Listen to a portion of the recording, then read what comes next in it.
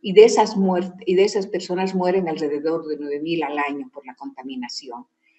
De las personas que se enferman, 31 millones son menores de 5 años y de ellos mueren más de 2.000 al año. Se estima que el 70% de esas diarreas son transmitidas, como les decía, por alimentos y junto con la ira y la desnutrición son las principales causas de muerte en el país. En Bolivia, de acuerdo a un técnico del Ministerio de Salud, la contaminación es el factor más importante, como les mencionaba. Para Aguilar existen 3 tipos de contaminación que pueden ser de tipo biológico y esto está dada por las bacterias, por los parásitos, los virus, que son los que reflejan de forma cotidiana las enfermedades diarreicas. Las más frecuentes asociadas a la contaminación son la salmonela, la hepatitis y otros. Hay también factores de tipo químico. ¿Qué es lo que pasa? Cuando se conservan alimentos, se utilizan químicos. Y estos residuos de estas sustancias químicas pueden provocar plagas y las plaguicidas también están incluidas dentro de esos factores etiopatogénicos. La contaminación física, a veces partículas de metal, el contacto con las bolsas y con todos los utensilios que se utilizan para manejar alimentos y está incluida acá definitivamente lo que es la higiene. Entonces, de acuerdo a la epidemiología actual en Bolivia, según ENSA del 2008, que no ha cambiado y prácticamente se ha confirmado en el 2016, que las sedas afectaban a un 26% de los menores de 5 años, pero para el 2016 bajó a 14%. Aparentemente ha habido mejores condiciones de manejo de los factores etiopatogénicos. Entonces, para definir la enfermedad diarreica, de acuerdo a la OMS, ¿cómo se define? Es la presencia de 3 o más deposiciones que tienen consistencia disminuida en 24 horas. Y aproximadamente constituye más de 100 gramos por kilogramo de peso en 24 horas. Cuando la madre consulta por diarrea en los hospitales, casi siempre la define bien. Dice, su diarrea, o sea, la caquita está agüita. Nos comentan y nos explican perfectamente, no hay mucho problema en esto. ¿Cómo clasificamos de manera general la diarrea? Vamos a clasificar en una causa infecciosa y una causa no infecciosa. Ya hemos visto que la causa infecciosa actualmente la más importante es la viral. Y sabemos perfectamente también que el rotavirus constituye un 65% de esta causa viral. La bacteriana, que está constituida y su representante máximo es el E. coli. El E. coli con sus 4 serotipos son las que van a provocar las infecciones bacterianas. Entre las bacterianas también, aparte de la coli, tenemos la shigella, la salmonela, el campylobacter, tenemos el cólera también, que hace unos años tuvo una incidencia y provocó una epidemia en todo el mundo. Tenemos las parasitosis. En Bolivia no tanto, sino en países como Chile, más que Chile, México, la amebiasis es la que provoca una morbilidad muy alta, a veces también asociada a mortalidad alta, pero en población general. Y la parenteral, ¿a qué se refiere la parenteral? La parenteral se refiere a la diarrea que tiene el niño cuando tiene otra enfermedad sistémica. Por ejemplo, un niño tiene otitis, pero cursa con diarrea. Tiene un problema de otra infección a otro nivel severa, pero cursa con diarrea. Entonces, en estos casos estamos hablando de diarrea parenteral. Se cura el problema sistémico y la diarrea desaparece. Esto se atribuye a que el proceso inflamatorio se vuelve sistémico en el niño y él no lo puede controlar y por eso hablamos de diarrea parenteral. Como les decía, la otitis es uno de los ejemplos, la infección urinaria de la misma forma. Ahora, tenemos otra causa que es no infecciosa. Y acá está lo que hemos hablado de la contaminación, los alimentos. Este ocupa el primer lugar dentro de la etiopatogenia de la diarrea no infecciosa. Los alimentos, que no solamente es por la conservación y la contaminación que hemos indicado, sino pueden haber intolerancia, como acá tenemos intolerancia a determinadas sustancias desde que el niño nace. Otras enfermedades sistémicas, como las endocrinopatías, también pueden provocar diarrea asociada. Y los antibióticos, la diarrea por antibióticos. ¿A qué se refiere esto? A que la madre o las personas que no pueden acudir a un centro de salud acuden a veces a farmacias o a veces a vecinos o a personas conocidas que se hacen recomendar y ellos les dicen, cómprate esto, dale esto, y entonces hacen uso y abuso de los antibióticos. En este caso, entonces, nosotros tendríamos como causa predisponente el uso inadecuado de antibióticos. Dentro de las causas generales, este panorama lo refleja esta imagen. ¿Qué es lo que pasa con nuestras poblaciones suburbanas, las poblaciones pobres de nuestros países llamados en vías de desarrollo? La carencia de agua potable, el hacinamiento. Si ahorita nosotros vamos a ver, y por el problema que ahorita estamos atravesando, por la epidemia y la pandemia que tenemos, si decimos que se aíslen, de verdad es algo lamentable pedir eso, porque en las zonas alrededor de Cochabamba, en las zonas en los cinturones de pobreza de nuestras ciudades, hagamos de cuenta, vamos a la zona suburbana de la zona sur, cerca a la cancha, hay un hacinamiento total. Una casa tiene 8, 10 familias y ellos no tienen la posibilidad ni siquiera de tener una cocina aparte. Cocinan, duermen, juegan y hacen todo dentro de un ambiente. Entonces, este hacinamiento en nuestros países pobres es la regla. Y por lo tanto, hay pues una inadecuada manipulación de alimentos. Ellos no se van a dar el lujo, digamos, de tener un lugar para poder, ni siquiera un refrigerador, ni siquiera agua potable. Y aparte se asocia a la falta de educación. ¿Qué es lo que pasa con esas poblaciones? Son poblaciones migrantes que han venido de áreas rurales, han venido en busca de mejores oportunidades de vida y han terminado pues acá en las ciudades queriendo asociarse, digamos, a la cultura o a la civilización, pero como no han podido volver, se quedaron allá. Estas bajas condiciones de vida que se asocia a todo ello y el mal uso de antibióticos que decíamos anteriormente, y luego un factor que se asocia a nuestros gobiernos y a nuestras autoridades. No siempre hay un adecuado sistema de eliminación de excretas y de agua, como les decíamos. No hay municipios saludables que en otros países que ya se jactan de tener, digamos, niveles de civilización mejor que los nuestros, pero los tienen. En cambio, nosotros no. Estamos exigiendo, y ustedes se han fijado, hasta en nuestros centros de salud, estamos careciendo de lo básico, de lo fundamental. Bien, entonces, para hacer un recuerdo, esto ya ustedes lo han llevado en la parte de parasitología, más que todo, y en la parte de bacteriología, pero vamos a hacer un recuerdo. ¿Cuál es el ciclo vital? ¿Qué es lo que pasa cuando hay diarrea en el niño? ¿Qué sistema? El sistema gastrointestinal es el que está afectado. ¿Dónde comienza? En la boca. ¿Por dónde? Avanza hacia el estómago. Luego se va hacia todo el tubo gastrointestinal, intestino delgado, intestino grueso y termina en el recto. Aproximadamente del total de alimento y más que todo líquidos que nosotros ingerimos, solo un 1%, 1 a 5% debe ser eliminado. Pero ¿qué es lo que pasa? Lamentablemente, cuando hay diarrea, esto aumenta y vamos a hacer la clasificación y ustedes se van a dar cuenta.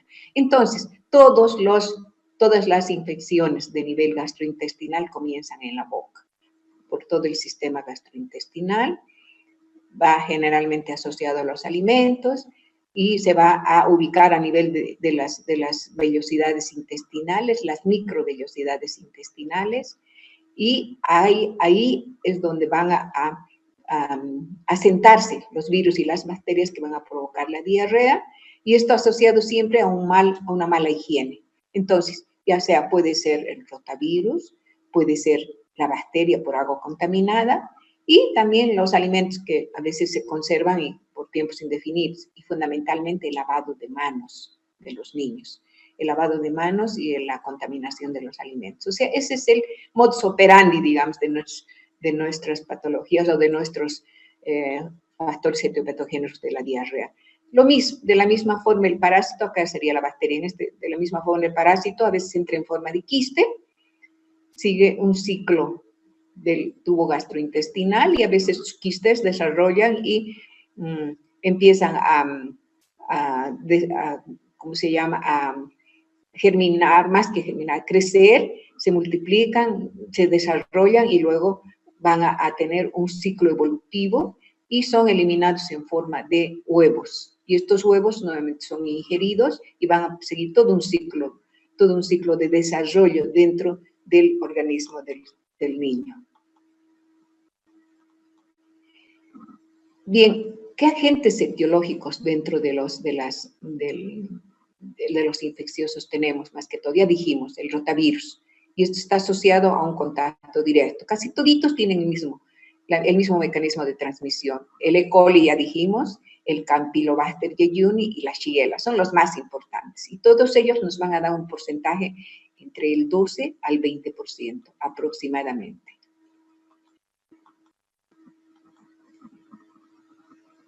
Oh.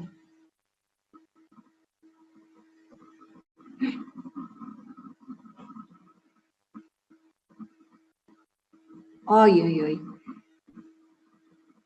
Hola, ¿se apagó? Doctora, No, sí, ahí pero mi pantalla como que no cambia de diapositiva. Wow. ¿Y ahora qué es lo que puedo hacer? ¿nos envían otro link? No, el Ya. mismo link. Podemos usar el mismo link, doctora. Solo entra usted y pone que es el host y volvemos a entrar con el mismo link, no hay problema. Es que ya se va a ¿Con el cortar, mismo? creo. Sí, sí, doctora, con el mismo. A ver. Pero todavía no, doctora. Cuando se corte, ahorita le debe salir un mensaje de que ya se va a acabar. Ya, entonces, Cuando se ¿cómo acabe, hago? volvemos a ingresar. Ya, entonces sigo. Sí, doctora. Sí, doctora. Ya. Usted. Sí, doctora. Bueno, y luego tenemos, ya decíamos, la Shigella, Salmonella, la Giardia, entre las bacterias, la Yersinia enterocolítica, la Entamoeba histolítica. Todas ellas en menor porcentaje que el grupo anterior. Ahora, ¿cómo clasificamos la diarrea? Se clasifica en 3 grupos grandes. La aguda, que dura menos de 7 días, la persistente, hasta 14 días, y la crónica, más de 21 días. Esa es la forma de clasificar por su evolución. Ahora, un pequeño repaso de lo que es la histología del tubo digestivo. Si nosotros hacemos un recuerdo de cómo está conformada la fisiología desde la boca, vamos a darnos cuenta que la parte más importante del sistema gastrointestinal es el intestino delgado. ¿Qué es lo que va a pasar? A nivel del intestino delgado vamos a encontrar una mucosa, submucosa, pero lo más importante, la presencia de las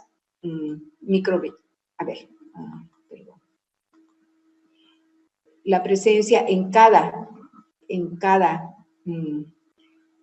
la terminación de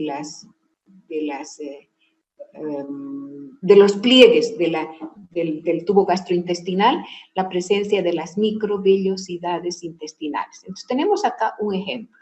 Hagamos de cuenta que este es uno de los pliegues. Entonces está constituida por una capa de células. Y estas células tienen el nombre de enterocitos. Y estos enterocitos tienen diverso grado de maduración. Tenemos una parte que está al fondo y una parte que está en la cúspide. Entonces, los que están en el fondo son células inmaduras que a medida que van a ir avanzando, se van a ir hacia la parte de la cúspide y allá se van a especializar. ¿Y cuál va a ser la forma de especializarse? Con la presencia de la microvellosidad, que es a partir más o menos de la base y hasta la parte media. Y se presentan las microvellosidades y acá van a ir a conformar lo que se llama el glicocáliz. Vamos a ver en la próxima diapositiva, pero lo importante acá, tenemos los pliegues de Kerrig.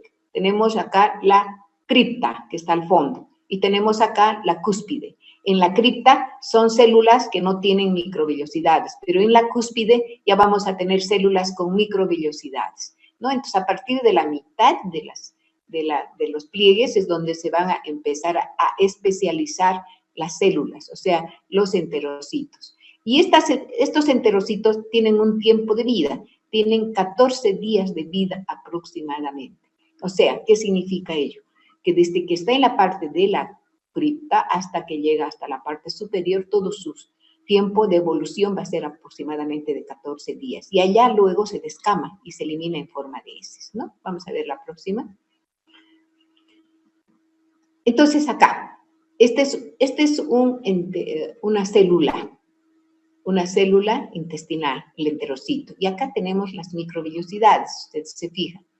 Aproximadamente cada célula, cada enterocito tiene 400 microvellosidades.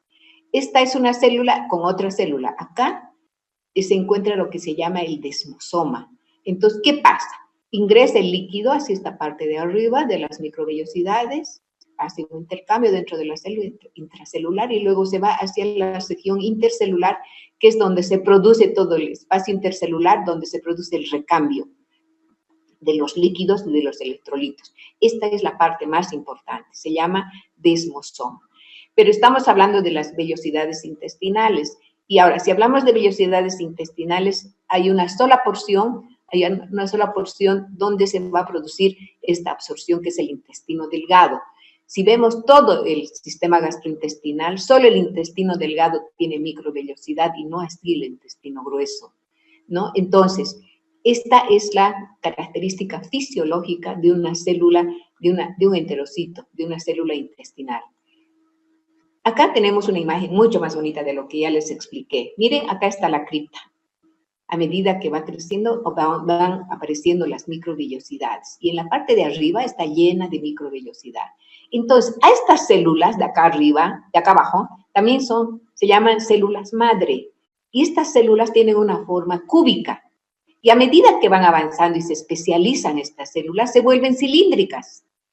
Entonces dice, este es enterocito madre y este es enterocito hijo. Y hay una similitud bien interesante que nos explican y nos dicen, la madre siempre da y el hijo el que recibe. Por lo tanto, el hijo absorbe y la madre da. ¿Qué está dando? Células nuevas para llenar, enriquecer todo el sistema digestivo, ¿no? Entonces, la madre da en forma inmadura y por lo tanto, como da en forma inmadura, entonces la madre secreta, da cantidad no solamente de células, sino también de líquidos. Entonces, acá es la parte secretora del sistema digestivo. Y acá es la parte de absorción. Entonces, un buen equilibrio entre secreción y absorción es lo que produce la hemodinamia normal del niño, ¿no? Entonces, estas células, como les digo arriba, son cilíndricas y estas de abajo son cúbicas. Estas son inmaduras, células madre, y estas son células hijo especializadas que tienen microvellosidades. Ahora, una cosa interesante que es bueno saber de estas microvellosidades. La microvellosidad tiene una duración de 3 horas, vive 3 horas. Cada 3 horas se produce el recambio. ¿Y cómo se produce el recambio? Cada que el niño recibe alimento. O sea, el niño cuando nace, cada 3 horas recibe pecho materno. Muy bien, cada 3 horas se eliminan las microvellosidades. Y no así los enterocitos que les he dicho que dura 14 días. Entonces, esta microvellosidad tiene una conformación muy importante que se llama glicocáliz. Y el glicocáliz está formado por sustancias nutritivas. ¿Cuáles son las sustancias nutritivas que tiene el glicocáliz? Son proteína, grasa y proteína. Entonces, en esta parte de las microvellosidades están ubicadas las inmunoglobulinas A. Por lo tanto, como son inmunoglobulinas, tienen una función importante en la defensa. Es como alguien dice, ¿no? Es como una vacuna del intestino para que defienda al niño de las infecciones. Exactamente. Las microvellosidades van a tener esa función. No solamente va a defender de las infecciones, sino destaca también la lactasa, o sea, la enzima. Y aparte están las inmunoglobulinas. Entonces, tiene triple función este glicocáliz. Pero, como les digo, está a partir de la parte superior y no en el fondo. En el fondo está, nuevamente, la célula madre cúbica. Y acá está la célula cilíndrica con microvellosidades. Y donde se produce cada 3 horas la eliminación de las microvellosidades. Y acá todos los enterocitos se producen cada 14 días el recambio, ¿no?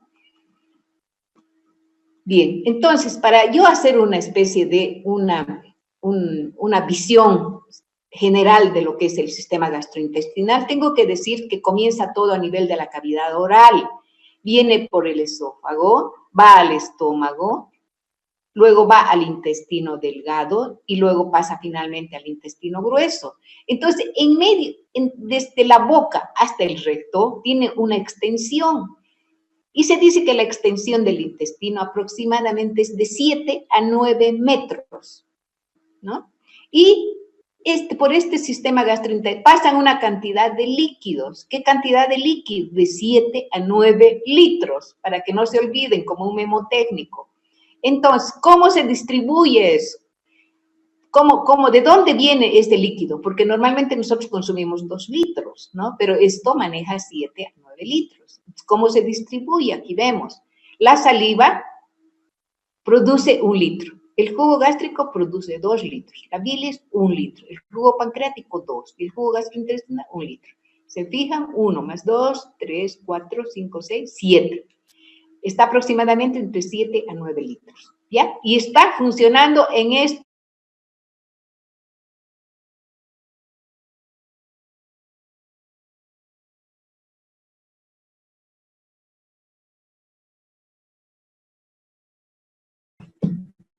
Vamos a continuar en la parte más bonita, nos hemos quedado. Entonces, se fijan, es la cantidad de líquidos que se va a producir diariamente. Estos serían los líquidos de secreción interna, que van a ser entre 7 a 9 litros. Todo esto se va a absorber, ¿dónde? En el yeyuno, 3 a 5 litros, en el ilio, miren, 2 a 4. O sea, la mayor cantidad de absorción se produce en el intestino delgado. Y se fijan, en el colon, simplemente 1 a 2 litros. Entonces, en las heces termina de 100 a 200 ml aproximadamente. Ahora, ¿qué es la enfermedad diarreica? Es el aumento en la frecuencia con un contenido líquido y del volumen de las heces. Y estas se clasifican por su fisiopatología, por su etiología y por su cronología. Ya lo hemos visto por su cronología, lo hemos visto por la etiología, ahora nos falta por la fisiopatología. Vamos a ver más adelante. ¿Cuáles son las consecuencias de la enfermedad diarreica? La enfermedad diarreica como tal no tendría, digamos, mucha repercusión ni sería tan peligrosa. ¿Cuál es el problema? El problema es de que las consecuencias de la diarrea son la deshidratación. Cuando hay pérdida de agua y de electrolitos, en este caso de cloro y sodio. Cuando hay acidosis, cuando se elimina bicarbonato y cuando hay hipopotasemia. Eso es lo más grave de la diarrea. Y va a disminuir el potasio y va a provocar el problema de tetania. Y en esta clasificación fisiopatológica que hemos dicho, que hemos indicado, tenemos entonces la diarrea osmótica, la diarrea secretora y la diarrea exudativa.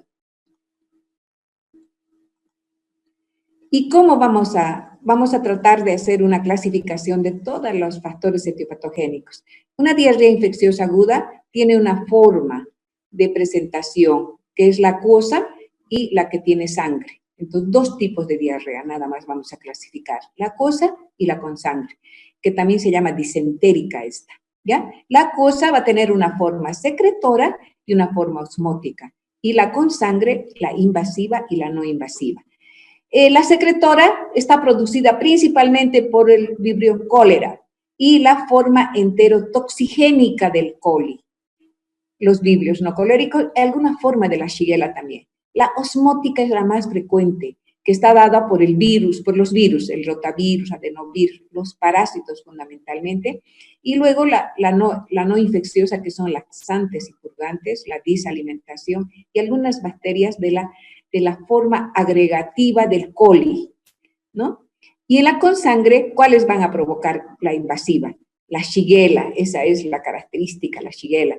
El coli invasivo, la salmonela no tifoidea, el Campylobacter jejuni va a provocar la diarrea disentérica y la Yersinia enterocolítica. Y en la no invasiva también tenemos las formas de la hemorrágica del coli y el clostridio. Y la patogénica del coli también va a provocar este tipo de diarreas.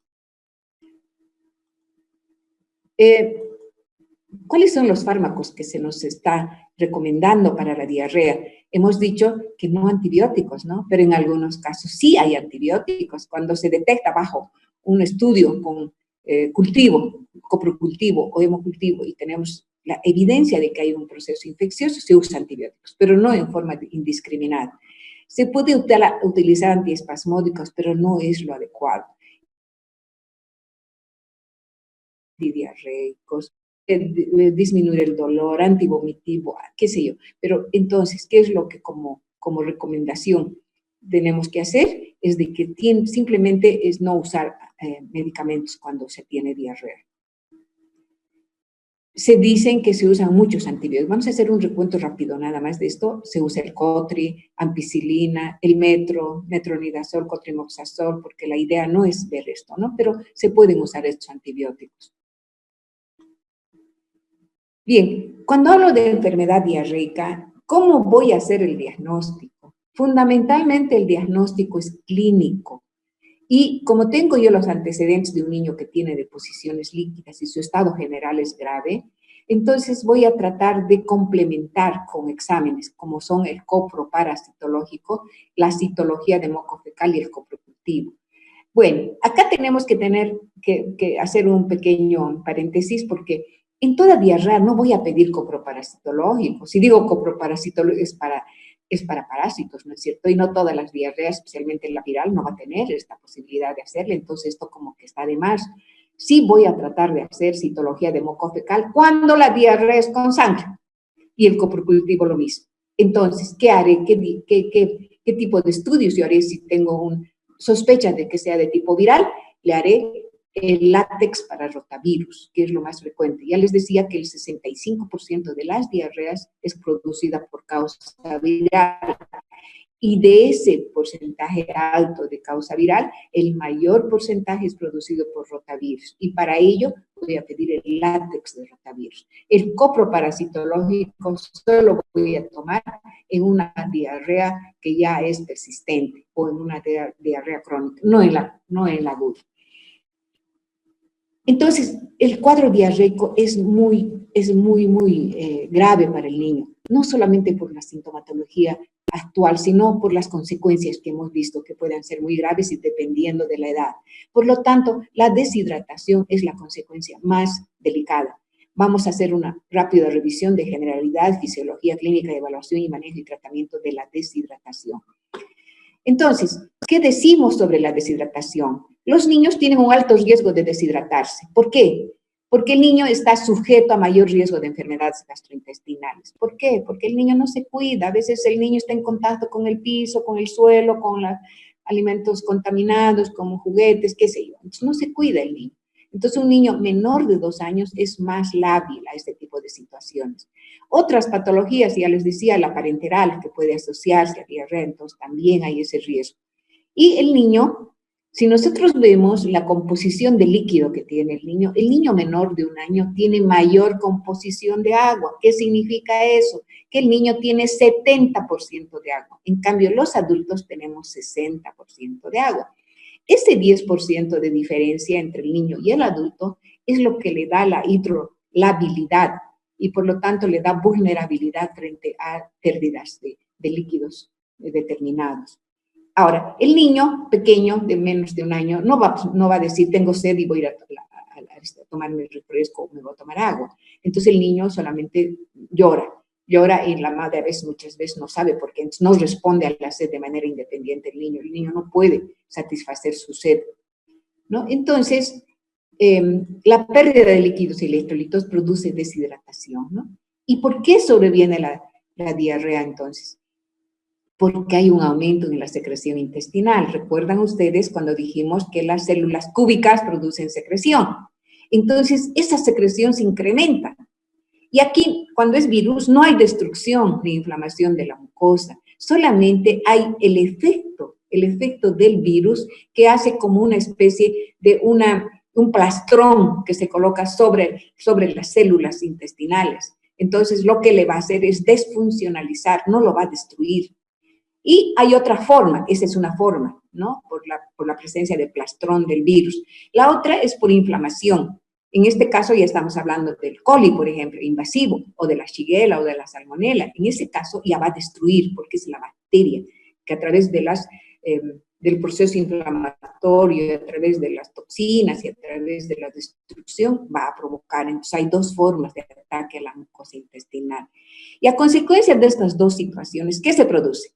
Disminuye la absorción. ¿Recuerdan que les decía que la absorción se produce en la parte de la cúspide? Entonces destruye ese nivel y se produce un aumento de la secreción. Lógicamente, si para equilibrar esos líquidos tiene que haber buena buena absorción con la secreción que existe en la mucosa intestinal. Entonces, si se elimina la absorción, entonces, ¿qué va a pasar? Aumenta la secreción. Y ese aumento de secreción tiene que ser eliminado por algún lado y se elimina en forma de diarrea, ¿no es cierto? Ahora, con todo este proceso, le quedan dentro de la luz intestinal sustancias. Pueden haber toxinas, pueden haber pequeños pedazos de alimento, incluye un exceso de electrolitos como son el sodio y glucosa. Entonces, ¿qué va a producir? Va a haber una acumulación de una sustancia con aumento de secreción y una solución hipersecretora. Entonces, ¿qué va a hacer el organismo? Cuando dentro del intestino tiene una sustancia concentrada, entonces vierte los líquidos para tratar de equilibrar el pH más que todo, ¿no? Más que el pH es la osmolaridad. Sabemos muy bien que la osmolaridad del plasma entre 280 a 320 miliosmoles, pero si yo tengo una concentración de 400 miliosmoles, lógicamente voy a exigir que venga más líquido para que se me equilibren mis osmolaridades y esto se elimine en forma de diarrea. Esta es otra situación que es muy importante a tomar en cuenta. Entonces, una vez que se ha producido la deshidratación, ¿a dónde va a afectar? Va a afectar la circulación, lógicamente, baja la presión. El riñón va a quedar sin líquidos, va a haber un balance metabólico alterado y por lo tanto, en última instancia, una vez que se han alterado esto, los sistemas en general se alteran. Y antes de llegar a esta situación, entonces el organismo pone en juego una serie de mecanismos. Y estos mecanismos son los homeostáticos, los renales, los vasculares y los hormonales. ¿Qué hacen todos estos mecanismos? Pretenden compensar las alteraciones inducidas. O sea, antes de que el niño se muera, entonces el organismo recurre a mecanismos de defensa, si ustedes quieren, esa es la forma de explicarlo, ¿no? Y en esto vamos a tener, y es bastante bonito esto, que la infección enteral va a producir una pérdida de agua y electrolitos. Y como hay pérdida de agua y electrolitos, va a concentrar pues todo lo que se refiere a la osmolaridad del extracelular, líquido extracelular, o sea, está fuera de la célula. Pero este extracelular va a satorios. ¿Y qué va a tender el organismo? A producir hipernatremia. O sea, ¿qué significa? Que va a tratar de defender al sodio para que no se elimine y por lo tanto lo va a concentrar y acaba a provocar lo que es la iso o hiponatremia. O sea, el organismo por su propia cuenta está haciendo eso. Y al mismo tiempo, al haber esa contracción de la osmolaridad, va a disminuir la sangre y va a afectar al riñón. ¿Y el riñón qué va a hacer? Por mecanismo compensatorio va a provocar acidosis. Otros tejidos también van a estar afectados y va a aumentar el metabolismo anaerobio porque está casi a morir el niño. Y va a haber mayor producción de ácido láctico y eso va a aumentar la acidosis. Y va a haber efectos nutricionales cuando hay diarrea. Hay mala absorción intestinal, como es lógico lo que les decía. Estos van a producir procesos fermentativos dentro del intestino y esto va a producir pues mayor producción de infección, ¿no? Y un efecto osmótico con más producción de gas y mayor producción de hidrógeno. Y esto va a aumentar la acidosis. Entonces, el niño va a adelgazar porque no come. Por lo tanto, el catabolismo va a aumentar, ¿no? ¿Y qué va a pasar? Me he ido a otro. ¿Qué va a pasar?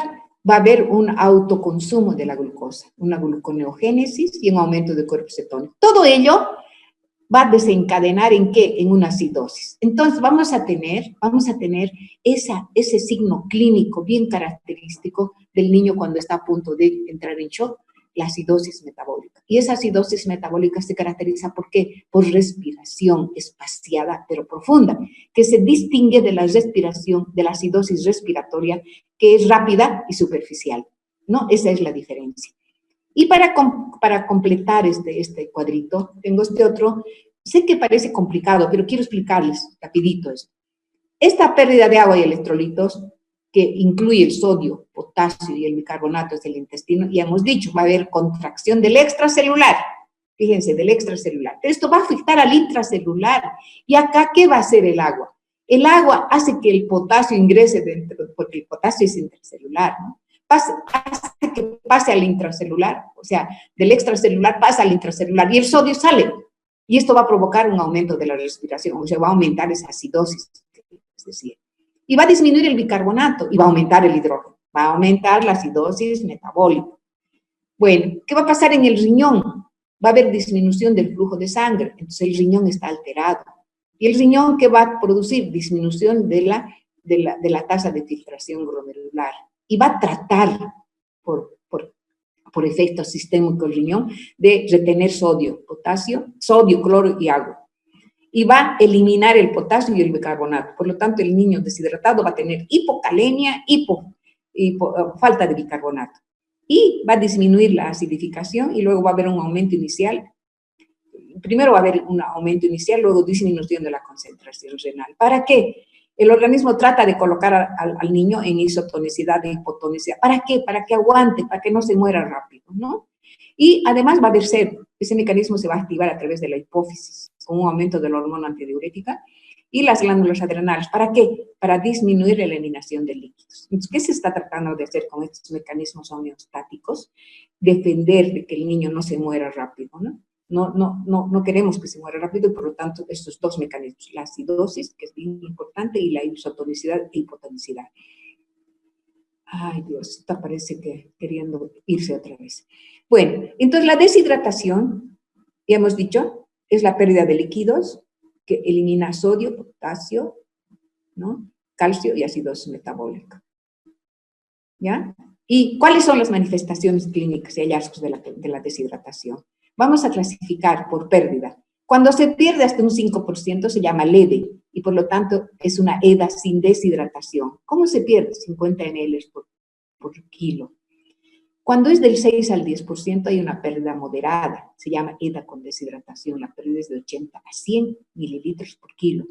Y cuando es más del 10% ya se llama grave, EDA con deshidratación grave, más de 100 ml por kilo. Entonces vamos a ver 5 a 10 a 15, nunca hay más de esa pérdida y no se olviden, porque a veces hasta 30 me han puesto y eso no es cierto. Del 5 al 10, inclusive no hay más del 10, más de 10 nomás se dice, porque si se llega a 15 ya está muerto. ¿Ya?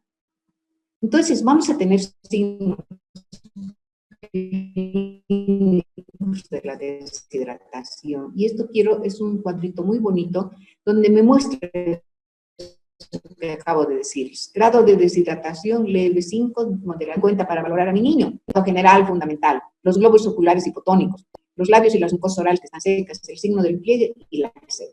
Nada más, lo demás puede existir, pero no tiene que estar presente esto. Estos cinco signos nada más. Estado general, globos oculares, labios y mucosas orales, signo del pliegue y la sed.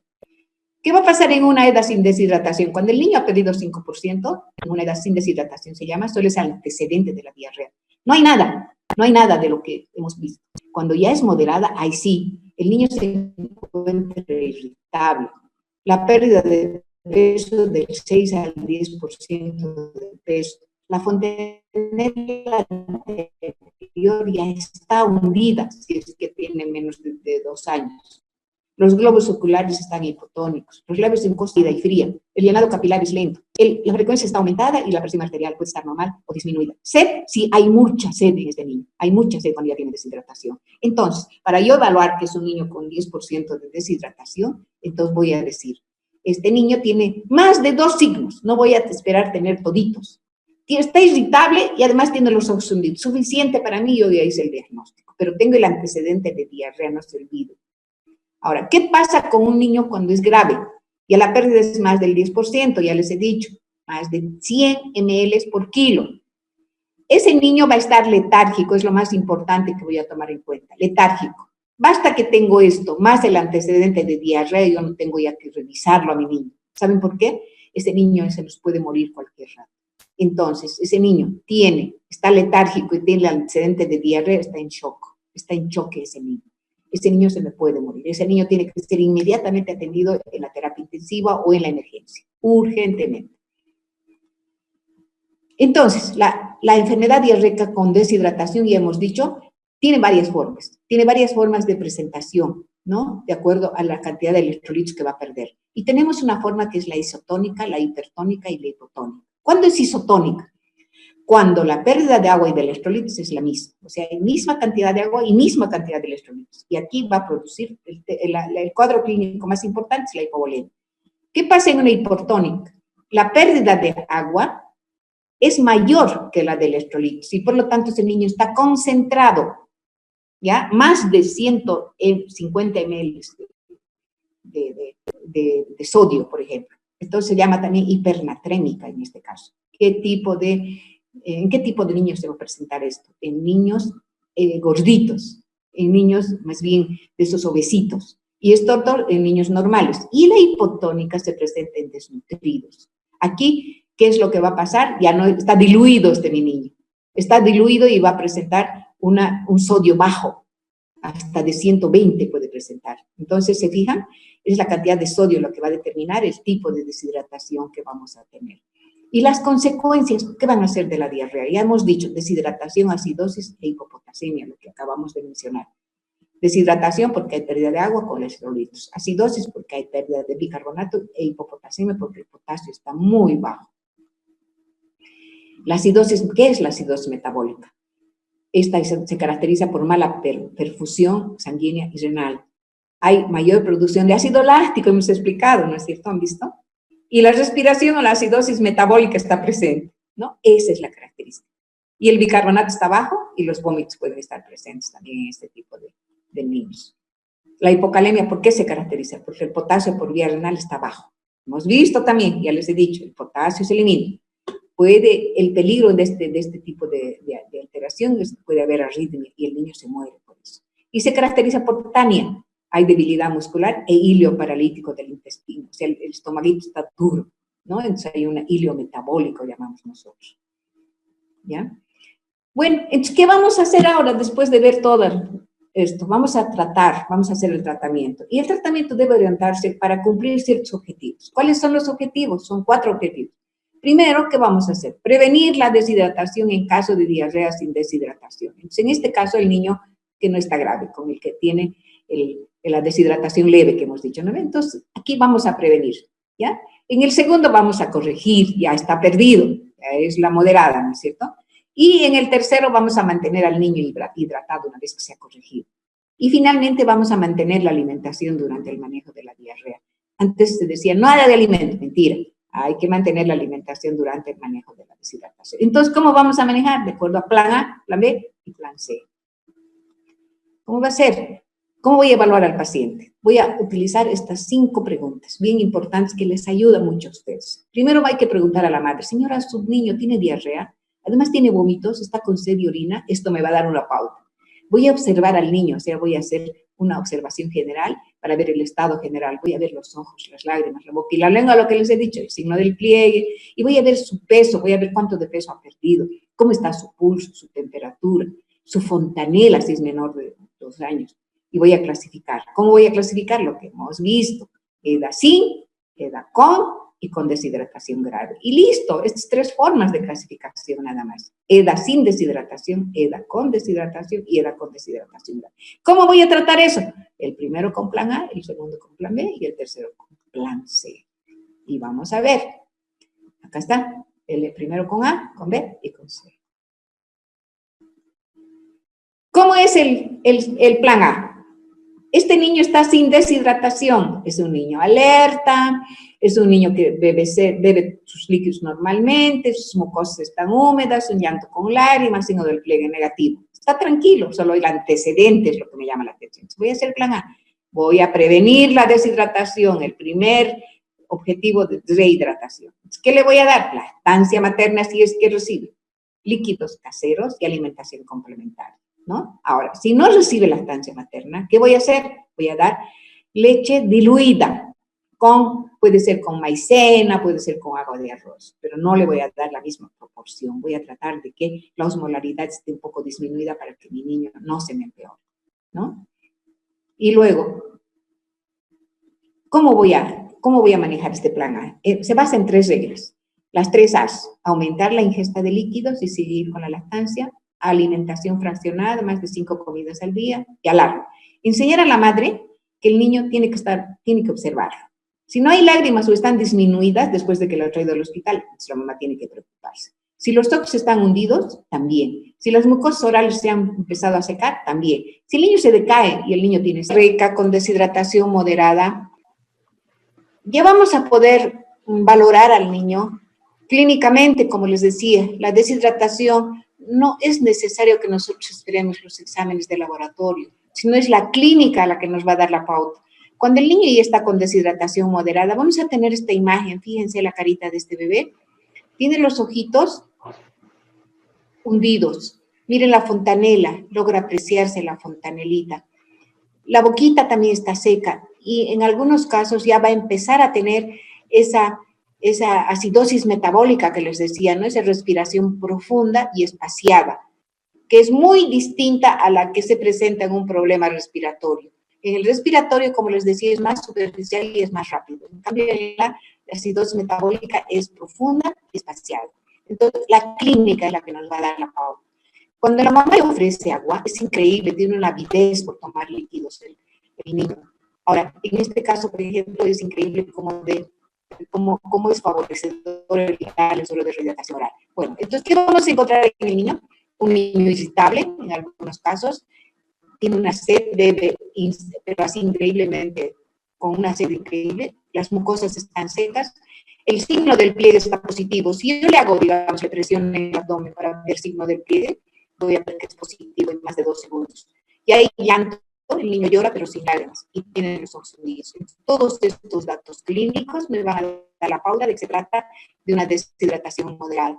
Entonces ya dijimos, esa deshidratación es de 5 a 9%, ¿no? O sea, el primero es 5% de pérdida, ¿no? El cambio este es de 5 a 9%. ¿Ya? La pérdida entonces está entre 50 a 90 ml por kilo de peso, ¿ya?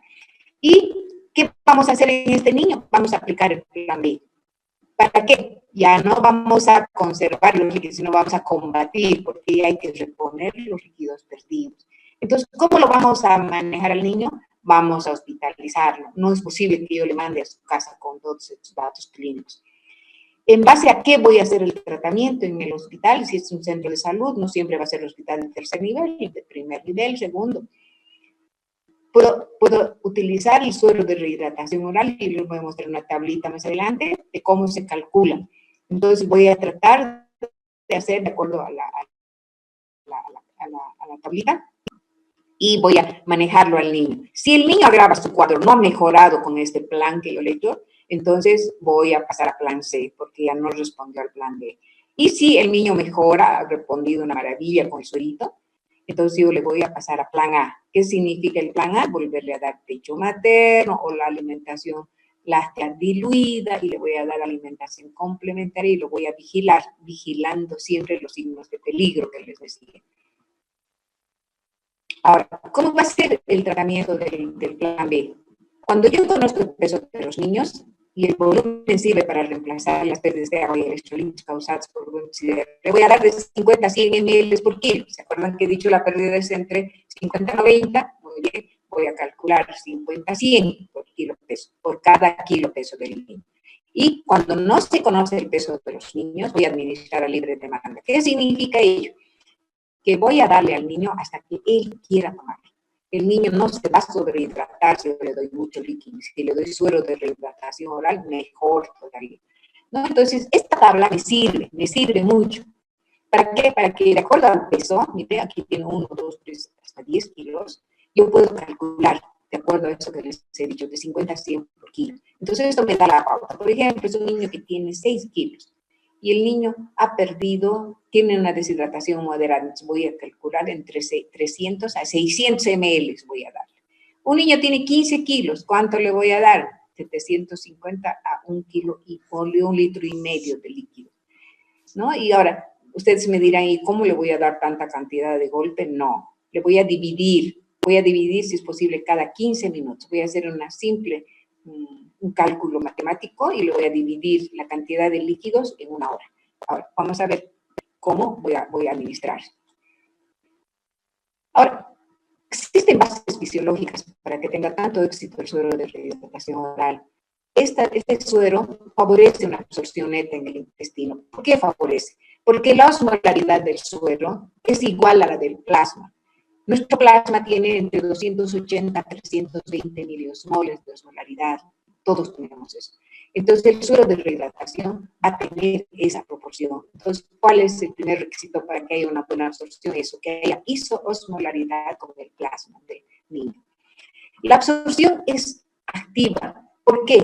Porque la glucosa que contiene el suero tiene una proporcionalidad increíble, el 20% nos da una dilución, pero buenísima para esa osmolaridad que les he dicho, que hace que se absorba totalmente a nivel de las microvellosidades intestinales. Y luego también promueve la absorción de diferentes solutos, en este caso de los electrolitos. Es segura y fisiológica a pesar de que tiene elevada osmolaridad. Y el bicarbonato que está incluido en el suero de rehidratación es una corrección ácida, o sea, mejora la acidosis cuando yo le doy suero de rehidratación oral. Y la dilución es bien fácil de realizarla. Yo voy a colocar 1 litro de agua hervida o potable o todo lo que garantizado que pueda estar para que yo pueda diluir 1 litro de agua con un sobre de suero de rehidratación oral. No puedo darle por partecitas. Por ejemplo, digo, le voy a dar 20 ml o 50 ml y le voy a poner una cucharilla. No, yo no estoy pudiendo calcular. Entonces, ¿qué voy a hacer? Todo el suero voy a diluir y le voy a dar esa dilución a tomar al niño. Ahora, existen en el mercado, en los laboratorios INTI, por ejemplo, tienen este suero de rehidratación de 250. Eso también se puede usar. Está bien calculado, entonces no hay riesgo. El problema máximo que he podido tener es de que le dé una solución hiperosmolar. ¿Y eso que me va a provocar? Como ya les he dicho, una hiperosmolaridad provoca una deshidratación secundaria y atrogénica ya sería, porque no estoy calculando de manera adecuada, ¿no? Entonces, es increíble. Siempre en servicios, digamos, de salud alejados, al suero de rehidratación le llaman el suero de la vida. Y los mismos niños y los padres lo conocen ya como el suero de la vida. Ahora, ¿cuáles son las bases de la rehidratación oral? Esta es una excelente intervención en el tratamiento de la deshidratación, perdón. Y se dice que fue una de las armas más importantes en salud pública y en atención primaria. Se dice que es el avance médico más importante del siglo XX. Su composición, ¿qué es lo que tiene? Lo más importante, tiene cloruro de sodio, sal, 3.5 gramos. Tiene citrato trisódico dihidratado, citrato. Esta es la clave del éxito, ¿no? Aparte del sodio, 2.9. Tiene cloruro de potasio, 1.5. Y lo más importante, tiene 20 gramos de glucosa en 1 litro de agua. Todo esto me da una osmolaridad de 311. ¿Recuerdan que les decía tiene que ser isoosmolar? 280, 320 es la osmolaridad de nuestro plasma. Entonces, esto tiene 311. Ahora, cuando tiene bicarbonato es un poquito más alto, 330, ¿ya? Ahora, lo que sí es importante que ustedes sepan es de que, a ver, acá tengo una pantalla que quiero mostrarles. No, está bien. ¿Cómo va a ser la técnica de la administración? La madre le va a dar. ¿Cómo le va a dar? Reevaluando signos y síntomas. O sea, si el niño está con pérdida de conciencia, ¿ustedes creen que le vamos a ofrecer suero? No. El niño ya tiene pérdida de conciencia, ese niño necesita rehidratación intravenosa, endovenosa, ya tiene que necesitar un hospital, ya tiene que recibir tratamiento urgente. Pero sí que el niño está, digamos, decaído, puede tomar, está irritable, entonces la mamá le va a dar, va a reevaluar, le vamos a enseñar cómo tiene que ver la boquita, cómo tiene que ver los ojitos. Si hay vómito, hay que esperar unos minutos, vigilar si hay distensión, si se hincha el estomaguito. Si continúa bien y no quiere recibir, hay que usar la sonda nasogástrica. Los centros de salud tienen que saber utilizar la sonda nasogástrica. Ellos tienen que usar una hojita de control en los establecimientos de salud. Y cuando el niño está hidratado, se ve cómo el niño parece a revivir, parece que ha resucitado el niño. Increíble, empieza a reír, empieza ya a hablar, ¿no? Y se pasa a la fase de mantenimiento. Y ahí, ¿qué es lo que vamos a hacer? Ya no le voy a obligar a dar suero, ya le daré dieta, ya le daré el pecho de la madre.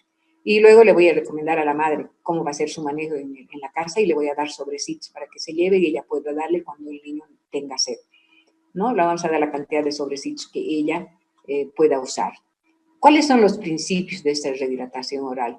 Esto tiene 2 etapas en el manejo del suero de rehidratación oral. Primera etapa es la rehidratación propiamente dicha. O sea, ¿qué quiero con la primera etapa? corregir las pérdidas, ¿no? O sea, es como si un niño se hubiese desangrado y tengo que corregirle la sangre que ha perdido, ¿no es cierto? Es lo mismo. Voy a corregir la cantidad de líquidos y electrolitos, ¿no?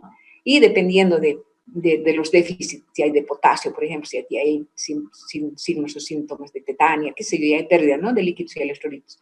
Y esto se corrige en 4 a 6 horas. Esta es la rehidratación propiamente dicha, de 4 a 6 horas, con la administración del suero por vía oral. Y luego, una vez que yo he hecho esto, después de 4 a 6 horas, voy a entrar a la etapa de mantenimiento, donde ya les he dicho. Simplemente voy a observar cómo están los signos clínicos en el niño, cómo está la boca, cómo están los ojitos, cómo está el estado general, y de acuerdo a ello le voy a dar suero. Y si él no quiere suero, no me hago problema, le doy soluciones caseras y le voy a dar su pecho de la madre y le voy a dar su alimento, o sea, su alimento que va a recibir normalmente en la casa, ¿no? Ahora, ¿qué pasa en el otro tipo de niño ya grave? Este niño, mire, ya está como dormido, ya está con pérdida de conciencia. Este niño no reacciona aunque yo le estimule. Miren, fíjense los ojitos, la boquita, todo, ya se ve enfermo el niño. ¿Qué va a tener? Es un niño letárgico, hipotónico, inconsciente. Ya no sé, aunque quiera darle, digamos, agua, no va a beber o no es capaz de hacerlo. Ya no llora porque está tan decaído. El signo del pliegue puede estar positivo, ¿no? Y puede estar muy lento. Y las mucosas están muy secas. Entonces, ¿qué voy a hacer en este caso? Como les digo, plan C. ¿Y cuál va a ser mi objetivo a corregir? Es que el niño está en shock y tengo que corregir la diarrea, o sea, la deshidratación. ¿Con qué? Con Ringer lactato. ¿Cómo voy a dar? Primera hora voy a dar 50 ml kilo peso, hagan de cuenta que tiene 10 kilos, ¿no? ¿Cuánto le voy a dar en la primera hora? 500 ml. Segunda hora, ¿cuánto le voy a dar? 250 ml. Tercera hora, ¿cuánto le voy a dar? Otros 250. Sumo todo. ¿Y cuánto le voy a dar? Le voy a dar 100 ml por kilo. Y si tiene 10 kilos mi niño, le voy a dar 1 litro de líquido. ¿En cuánto tiempo? En 3 horas, fíjense. Primera hora, segunda hora y tercera hora. En 3 horas yo tengo que reponer las pérdidas de mi niño. ¿Ya? O sea, si ha perdido 1 litro, tengo que reponerle el litro. No me puedo andar retaseando, digamos, para decir, le daré medio litrito, le daré cuarto litrito y así a lo mejor va a reaccionar. No, ahí estoy haciéndole daño. Y ahí está el problema en nuestros centros de salud, porque le empiezan a dar microhidratación, les empiezan a dar microgotas, y el niño entonces empieza a reaccionar mal y se complica con infecciones porque no se ha hidratado rápidamente, porque la deshidratación como la anemia se tiene que corregir inmediatamente, si no ya están alterados, como ya han visto en esto de el metabolismo anaeróbico, el niño se puede morir, y si no se complica con alguna otra situación más grave. Entonces en el plan C, mi manejo, ¿cómo va a ser? Este Ringer lactato es una solución polielectrolítica o solución Hartmann también se llama. ¿Cuál es el objetivo? Expander el volumen extravascular. Se ha perdido 1 litro, mi pobre niño está seco, ¿no? Ahora, su composición es la misma, miren. Cloruro de sodio, cloruro de potasio, acetato monosódico trihidratado y dextrosa. La misma composición que el suero del sobrecito que les he indicado. Y su composición es sodio, potasio, cloro, acetato y dextrosa. Y también tiene 20 gramos para 1 litro. ¿Y cuánto es su osmolaridad? 330 miliosmoles. ¿Y cómo es la osmolaridad? Fíjense, sodio le damos osmolaridad 90, potasio le damos osmolaridad 20, el acetato o el citrato que hemos dicho en el otro tiene 80 y la dextrosa tiene 111. Pero fíjense, 20 gramos en 1 litro está siendo administrado. Esta proporcionalidad puede ser un poco alta. Puede ser, y algunos que no creen mucho en el suero de Ringer, en el Ringer lactato, dicen, mucho sodio le estamos dando, porque hemos hecho un estudio donde la diarrea que el niño tiene, solo tiene sodio 70, bota o elimina 70, y aquí le estamos dando 90, ¿por qué? Le estamos aumentando su osmolaridad. ¿Y qué dice el profesor Pizarro, que es el que ha creado este suero de rehidratación oral? Él dice, mi niño yo le esfuerzo a que su riñón funcione. Pero ahí le contestan y le dicen, ¿y si ese riñón está mal? No, pues no todos los niños que tienen diarrea tienen el riñón mal. 1 en 100 será pues que está mal. En ese caso yo voy a valorar, por eso tengo un hospital, ¿no? Pero en la mayoría de los casos, 95% de los casos reaccionan a esta como una especie de estímulo electrolítico, si se quiere, le da el profesor Pizarro. Y yo por ejemplo estoy de acuerdo. Ahora, en Chile han logrado cambiar, y en vez de sodio 90, tienen sodio 70 en Chile. ¿Para qué? Porque no son tan desnutridos allá. Entonces acá tienen una posibilidad de que el niño reaccione mejor a este sodio. Entonces, ¿cómo voy a hacer? El tipo de sodio es el Ringer lactato, les doy 50 le voy a dar en la primera hora, 50 en la segunda, las 2 horas siguientes y luego 40 en las 3 horas siguientes, ¿ya? O sea, si yo sumo, como les digo, 100 por kilo. Si tiene 10 kilos, 1 litro.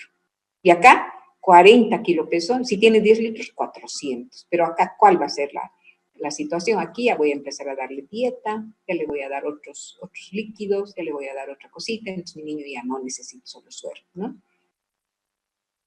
Bien, y una tablita para concluir, ¿ya? Digamos, esto me sirve como una ayuda a memoria. ¿Mi niño puede recibir líquidos intravenosos inmediatamente? Me pregunta. Digo, sí, entonces voy a iniciar. Voy a intentar primero suero de rehidratación oral, ¿no? Antes de que le dé la vía parenteral. Voy a ver si no está con pérdida de conciencia. Mientras canalizo, entonces puedo administrarle 50 kilopesos, 25 igual, ¿no? Entonces, pero lo que voy a hacer para intravenoso directamente, lo que les he dicho. Primera hora 50, segunda hora 25 y tercera 25.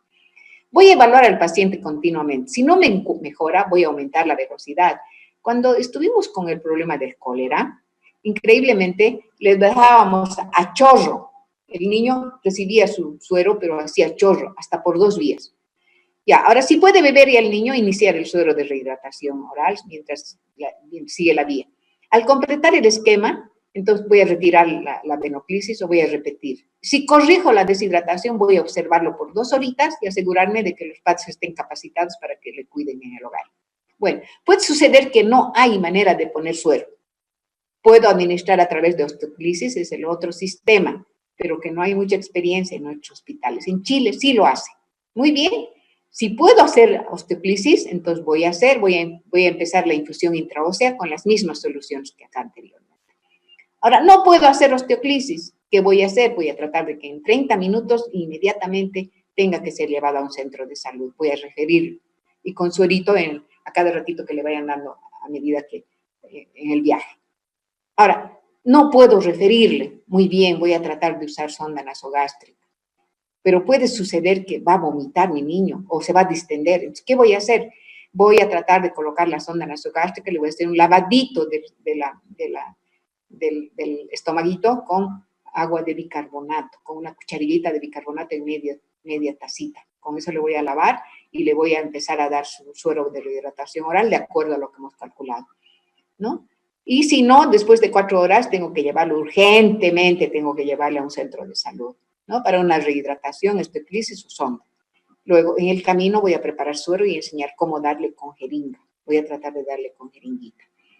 ¿Ya? Ahora, una vez que he hecho todo eso, hay medidas preventivas que son fundamentales y que tenemos que saber. La lactancia materna, la nutrición adecuada que ya hemos visto, el uso de agua limpia, eso es fundamental. El lavado de manos, que eso nunca debemos dejar de lado. La utilización de letrinas, si no hubiese, digamos, servicios de alcantarillado. Las vacunas. Dicen que un niño que no ha recibido vacuna para el sarampión puede tener problemas. Y luego la educación a la madre, fundamental. La madre educada, la madre que sabe manejar a su niño no va a tener problemas. La nutrición y la lactancia es lo más importante para nuestro niño. Y la vivienda, del hacinamiento que hemos visto, que tenemos que tratar de recomendar que no es posible que haya hacinamiento, ¿no? Y las recomendaciones para la madre, ¿qué le voy a decir a la madre? Lávate las manos frecuentemente, desinfecta de forma correcta las verduras y las frutas, consume agua clorada, embotellada o hervida, evita ingerir mariscos, alimentos crudos o de dudosa procedencia, desecha la basura en los lugares correctos para evitar los vectores como moscas y cucarachas y mantén refrigerada y cubierta la comida para prevenir su descomposición. Esto es fundamental, parece ya tan trillado que ya nos cansamos de repetir y de oír, pero vale la pena insistir porque esa es la clave del éxito, ¿no? Bien, entonces, con tanto percance, pero bueno, hemos logrado finalmente concluir el tema que para mí es uno de los temas tan bonitos que personalmente yo les diera y siempre me gusta hacerlo combinado con pizarra, ¿no? Pero bueno, ya hemos logrado terminar. Los valientes que continúan, si tienen preguntas, entonces por favor.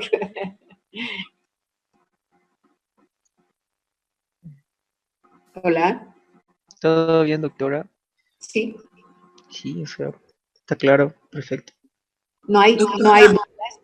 tengo una pregunta. Dos cosas voy a decir.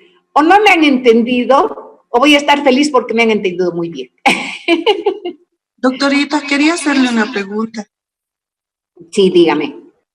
¿Por qué se pone la media cucharilla de bicarbonato para cuando el niño no recibe? Ya. Esto es fundamental. Si sabemos nosotros el estómago del niño, ya les he dicho, ¿no? El intestino está afectado. Ya les decía, cuando tiene diarrea generalmente es por virus, ¿no es cierto? Y las microvellosidades están alteradas. No están dañadas, sino están desfuncionalizadas, ¿no? Entonces, si yo le doy una sustancia ácida, no le voy a ayudar. Entonces, le tengo que dar una sustancia más bien